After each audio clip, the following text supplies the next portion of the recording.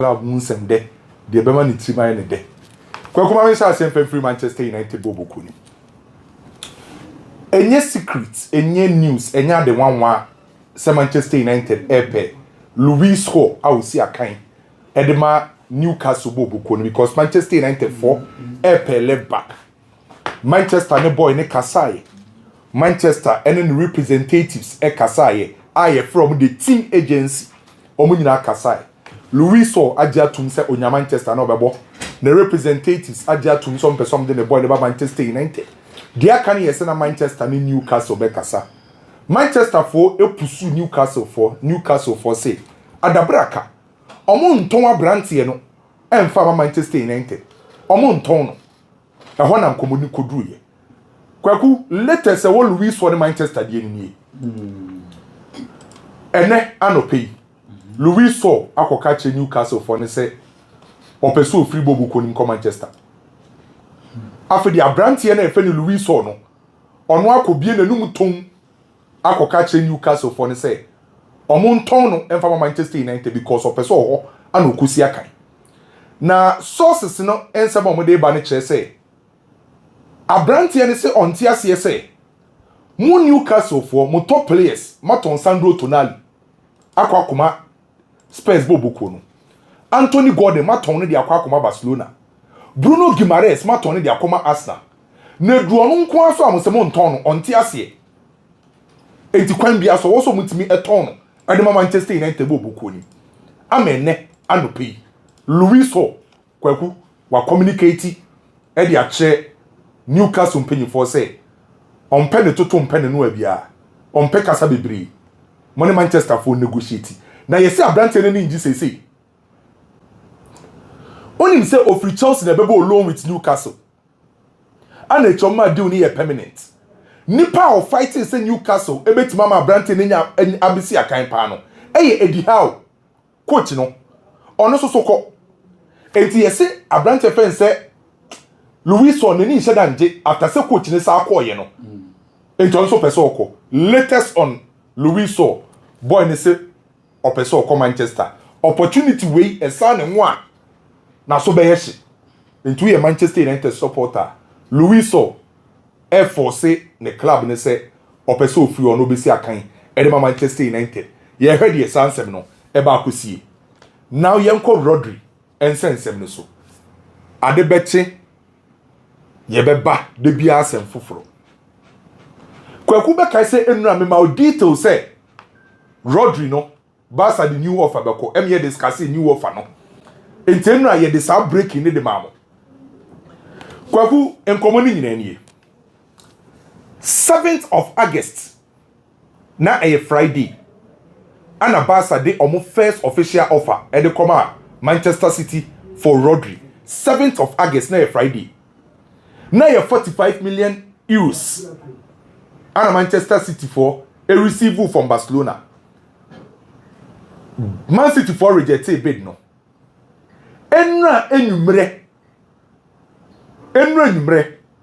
ana Barcelona sade almost second official offer e de come Manchester City for no na 60 million euros ana enra enumre Barca de koye na kwaku ena no pay ana Hugo Viana ana ye director of football e de Manchester City after say enra enumre offer ne ba ye no 60 million offer ne free Barcelona e ba Man City no ana no pay Hugo Viana any de ko di nkomo say ode offer ne ko che Manchester City mpanyimfo no omo say says kan di omo nje 60 ne di omo nje na Man City mpanyimfo so omo pay 80 for Rodri kwakunti second offer no ena no pay ana Manchester City for a rejected second offer 60 million euros na Barca de coin no Man City for say omo pay 80 million euros for Rodri enti ano pay Ghana time around 11:25 a.m. Ghana time ana Deco e communicated to one Laporta the Hugo Viana aka kire no ano pay ana Deco any Rodri di nkomo say omasa reject second bid no ano pay Deco ana papa friend say Pablo Beccaro on representing Rodri waka bibia kire no said the Manchester City for their Benny. By Deco promising Rodri, Pablo Beccaro say, Emomunsro, Ombe trying Manchester City for Akasa. 80 million euros now Man City for penny. Barca for say a bedding. Kwakumema o latest. Barca heard him say, on person we yen them. Say no me catch us anka on Barca the omunyaya anka the close of this week. Anka also mu wie Rodri you know. But Man City for rejected second bid on pay 80. Now latest offer Barca de bekonie makwa koye ntwehwemu no. Barca say 60 million euros no mo de call ye no. First amount no. Omo person besesa no. Eno ni maintain. Nemum add-ons no on person me de call 15 million euros. O kaboma na 75. Etianka first amount no. Eh 60 million euros ne de omo fa bi nka ho. By add-ons no on person me ni 15. Enti de koka system ni ho na 75. 75 de any 8 ni bo ebra. Na 15 million euros add-ons na Barca person me de call no. Emu 10. Easy achievable add-ons. 5 million euros ebeye number of games are Rodri bebo. 5 million euros ebeye trophies. Na 5 million euros se oba na obetim beje awards se Ballon d'Or ne sa ne na. Enti kwaku ye hwe nim se week we Barca betim de sa third bid nako. Deco say obesa ne Hugo Viana edi nkomo. Enti Barca person mo de around 75 million euros. Echo 60 eye fix. 15 add-ons latest on Rodri the enemy name Man City. Mo beji o somunji o because 80 Barca ya dio. Barca etimi dia ko 60 anka mo dey say 60 dia anka Barca ya die. 60 o ma ya die. Casemiro man you turn saying. No way this saying. Nani ne contract na Casemiro. Any the same found. O so we na kind of one. As that na kind of 1 year mo turn saying. Oh, kwaku. Barca ya die 60. Market see for me. Okay, say add-ons some dey come on. Add-ons no dey ye. Na nka akoye be 75. San kenye ba. 75. Add-ons no 5 million number of games. E dey Rodri bobo games dey be. Titles you obeji La Liga. Say easy dia so for can win. Barca for the kwaku ka chere mu no. Enti latest no come dey about make say bio. Ba me move on. Na kwaku Bete say wo ye Adam Walton nkomo bi. Onim say enura numre. Ana Manchester United for Efre. Omni Sports for na representing Adam Walton. Ana omo frɛ say omo pa brantie no. Na me ho nsɛm te sɛn. So Manchester form frɛ Crystal Palace. Mami established that fact. Enura numre call na free Manchester call no. E call Omni Sports for I'm going to represent Adam Walton. I don't boost availability. And then I no pay. Liverpool for Afro Crystal Palace mum. And Manchester United Afro boy ni agent no. Liverpool for no pay. Afro Crystal Palace. No kwe wo mi say. Adam Walton per se okoti nkese. The last time somebody say am communication say Adam Walton say players are no more Crystal Palace. Magge you call Manchester City. Ni din kosro. Ebereche eze echo Arsenal ni din kosro akwaji Premier League. Michael Olise echo PM Bayern okosro. Ano no so sa time mo tin na ekuro mo and Oliver Glasner no. O ka player ba kwa no ye ade wo mfimfin opa na Adam Walton ka ho bi. Ento no Adam Walton no hu ne se ne otimi ko Liverpool. Otimi ko Manchester United a ni di ne bebo soro as compared to so what Crystal Palace. Enti boy ne person oko. Crystal Palace decision ye. Omo person beton Adam Walton. Omo beton na wa o bebia no. Hweska Man City de kofa Elliot Anderson for says can be bra. Minim sa Elliot Anderson si kan de obia di gina ho. Morgan Rogers mo de no. Enti Crystal Palace de wama catch o mama Liverpool ne Manchester ti o mo wase say ye nton ba ye beton a Elliot Anderson ne Morgan Rogers sika no now the be ba enti Manchester afre Omnisport for Liverpool for afre Crystal Palace for na Curtis Jones ni Inter Milan de no Inter for kwaku ade Liverpool mo ba ho se mo Curtis Jones no mo si okay o beton Ombeji 45 million euros. And I'm say osoro. And Liverpool say ye ndam for ne mo. Ye te so 5 million euros. Mo mfa 40 mbra. Mo se 40 osoro. Unim say ene. Liverpool ate so about 35 million euros for Curtis Jones. Omo te so about 35 million euros no. Liverpool for nim say oh. Inter for ba betieska. Ehon na Inter Milan for so ka kire Liverpool for say moma ye mre kitwa bi na ye de Davide Fratesi. Eso so ye de na Lazio. Onim say Lazio tua 1 million euros per for loan no. Yeah. Na omaye no obligation omaye no option to buy 14. Option to buy never be done mandatory to buy with certain clauses. And some person who wie Davide Fratesi move no and san no me wie Curtis Jones and Liverpool for say basa. Ya so from 45 about 35 still yama mu mrebe biem. Liverpool for ama Inter Milan for deadline. So man between scanner I'm forgetting about Curtis Jones because Liverpool for Curtis Jones ni Inter Milan ewie. Almost so e person mu say abrante na ekọ. Na almost so pay replacement. Enti mu mo twentwen so sa mu delay Liverpool for. Enti Liverpool for ma Inter Milan for deadline. Chelsea for was center backs bebre. Na no na de betu ja so me be say Ben Nias omdoso. Yeah. And me say we story bi say about 1000 Adarabia you. Ene Benfica. Me say so yes story na was say me quick na me ko busa sources for Chelsea say. Benfica de ne 1000 Adarabia you de ne say ne city. De tie ni ekeku. Onim say Benfica. Omaton Abrantia ayo omo center back ese pa e de akobomov. Antonio Silva. Yeah. Sa Antonio Silva na Chelsea po. Ana Bournemouth for akwa ton no ediam Benfica for ton no ediam Bournemouth around 25 billion euros. Only the current coach of Benfica. Marco Silva. And Kanya no Fulham. Tosin adara bia yo ebe tosin adara bia yo ya no. Na yanda Marco Silva. Enti Marco Silva no ko Benfica no. On the ma $1,000 bia you ebenya form of Benfica or Fulham. On na request say Benfica for enko fa $1,000 bia you free Chelsea in Fambra. Enti no kura wum. Says can ya Chelsea be consider. Enti ye no kura Benfica for any Chelsea edin komo for $1,000 bia you. Ni na ne say Marco Silva head coach no and they push for this deal. Finally Spence any Inter Milan a done deal.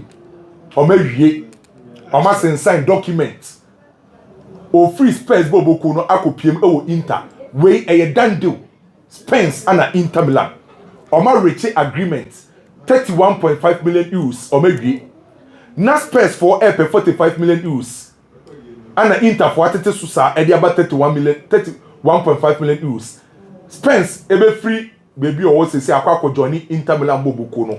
No akwa medicals was signed till 2031 obeje 3 million euros afibia e wo Inter Milan bobo koni Inter elusu omo right wing back e dia ma Real Madrid meboa yeah enti no mo pe replacement finally na Razuri for no Inter Milan ewie Spence England for full back no o join omo na Mark Bernard ene Barcelona nkomo na ade by say meeting course no Enra obi otie ebi asoso ebeka ya ye be breaki wo aha say Rock Nation ni Mark Bernard kwagu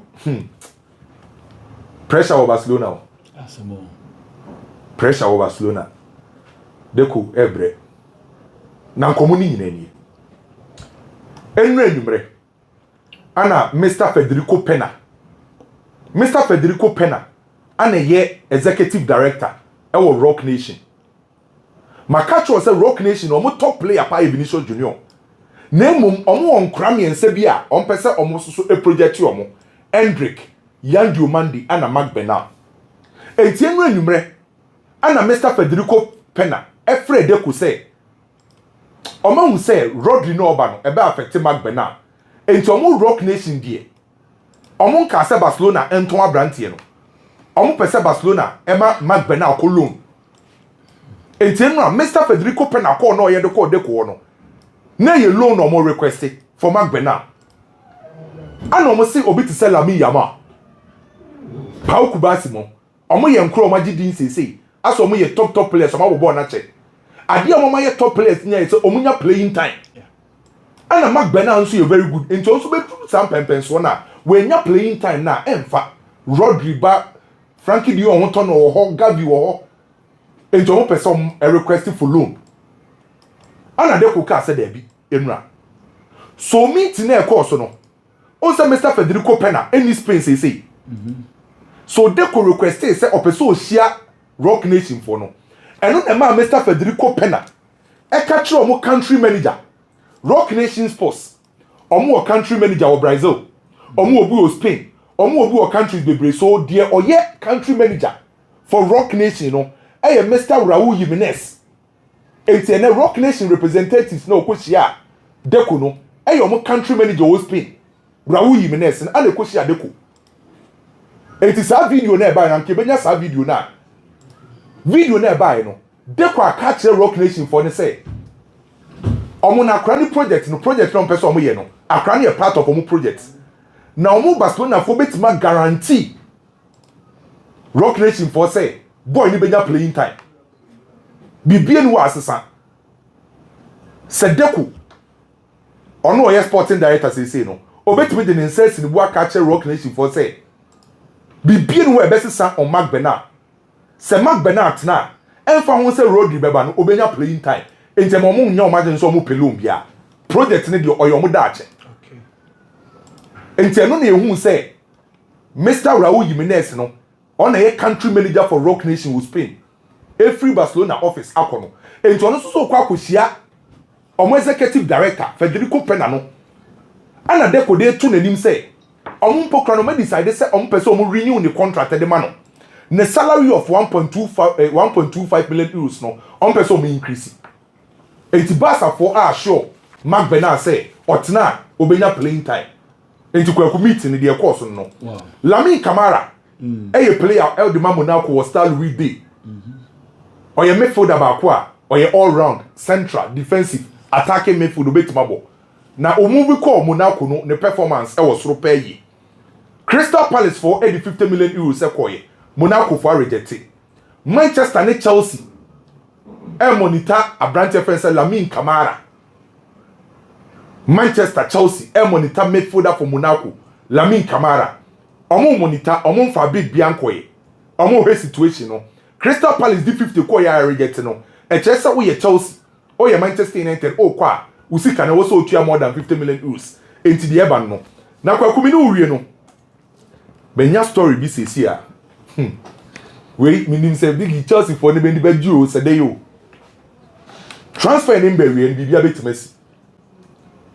ene anopi Bayern for recruitment team meeting no kwaku nim player o ma target and where be shocking the amani pa bebre Bayern for targeting Romeo Lavia from Chelsea and a plan moto Bayern me hu story mi yem sheme until say me hwe source no ana me hu say credible Bayern targeting Romeo Lavia on say Joao Paulinho on person must ade ko Premier League ni ana Bayern Vincent Company able two central midfielders Pavlovic ana Kimmich ento mu ni say Romeo Lavia bo betime free bench aba by Bayern for meeting no me no injuries na wo ka no eno na ma say omo ntimi conclude on Romeo Lavia Bayern for discussion a course wo mu recruitment meeting no from trusted sources Romeo Lavia edin epiem edema Bayern boboko no enti kwaku meeting ne de kakra na right we no Julian Álvarez ye no oni big ye ni hu komo bebre Julian Álvarez Diego Simeone mama afia no oni say enna ana Mathieu Alemany ebie no num ka che Julian Álvarez o mo nton no enfama Barcelona unforget it obetina Atletico Madrid entienna Mathieu Alemany ka asem no time Julian Álvarez every Manchester City so be kai asa story we be discuss na Julian Álvarez every Man City no ne Chelsea awie so be kai na Chelsea ne awie Diego Simeone na convince ni so mbra Atletico Madrid entienna meeting na Julian Álvarez ekohia abrante papa efen say Diego Simeone no mo hope say anka Diego Simeone betima di atum na Diego Simeone akọ convince Atletico Madrid for board no ana Diego Simeone so atwi bokwaye no right enti baby edru no Barca for ese omode week we a crucial week at the Julian Álvarez se bibia nsesa